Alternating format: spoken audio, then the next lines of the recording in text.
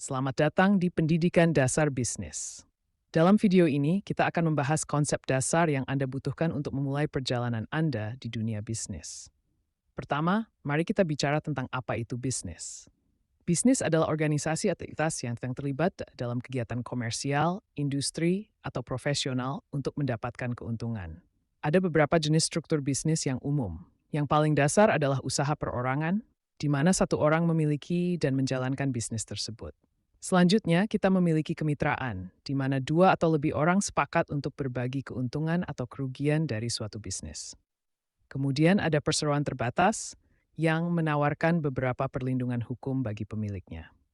Akhirnya, kita punya korporasi yang merupakan struktur yang lebih kompleks dengan pemegang saham, direktur, dan pejabat. Selamat datang di dunia pengembangan teknologi AI. Kita akan menjelajahi bagaimana kecerdasan buatan mengubah hidup kita. AI bukan lagi fiksi ilmiah. Ini adalah bagian integral dari kehidupan sehari-hari kita. Dari ponsel pintar hingga mobil otonom, AI ada di mana-mana. Dr. Anya, seorang ilmuwan AI terkemuka, menjelaskan dampaknya. AI memungkinkan kita untuk memecahkan masalah kompleks dengan lebih efisien daripada sebelumnya, Dr. Anya berkata, dengan keahlian seorang pakar.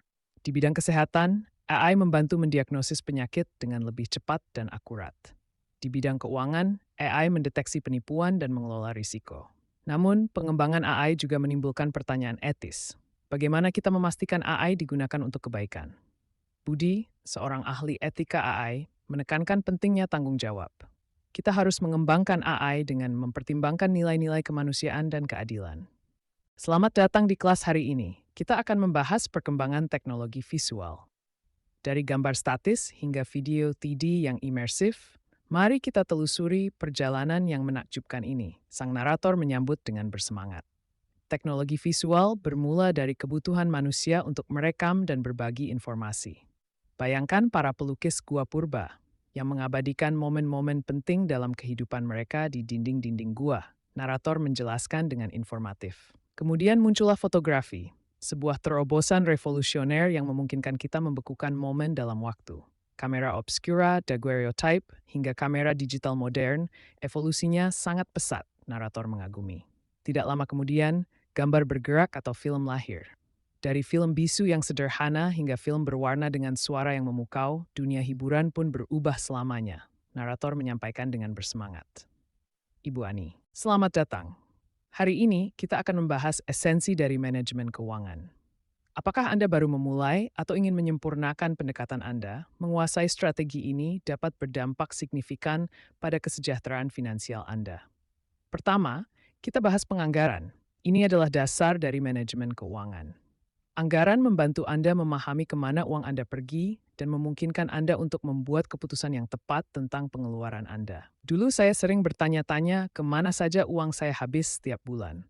Sekarang, dengan anggaran sederhana, saya mengendalikan semuanya.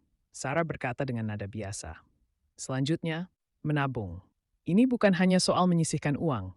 Ini tentang membangun jaring pengaman untuk pengeluaran tak terduga dan mengejar tujuan jangka panjang Anda. Mulailah dengan jumlah kecil, bahkan beberapa rupiah seminggu bisa bertambah seiring waktu. Kuncinya, dalam hidup ini ada satu hal yang selalu kita hadapi setiap hari, yaitu keputusan. Keputusan tentang bagaimana kita menggunakan waktu, tenaga, dan terutama uang.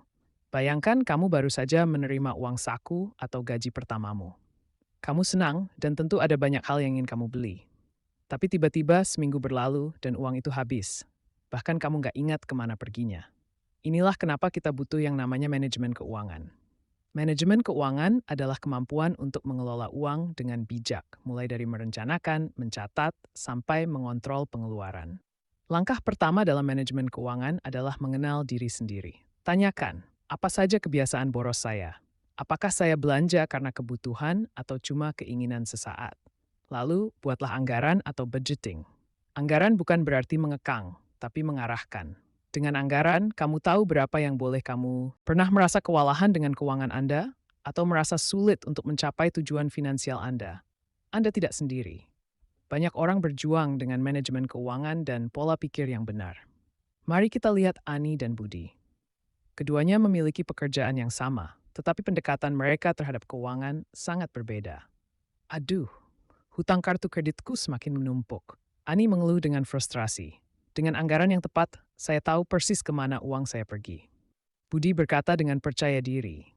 Perbedaan utama terletak pada pola pikir dan kebiasaan keuangan mereka. Berikut adalah langkah-langkah untuk manajemen keuangan yang efektif. Pertama, buat anggaran. Catat semua pendapatan dan pengeluaran Anda. Kedua, bayar hutang Anda. Prioritaskan hutang dengan bunga tertinggi. Ketiga, sisihkan dana darurat. Ini akan melindungi Anda dari kejadian tak terduga. Keempat, berinvestasi. Mulailah sedini mungkin.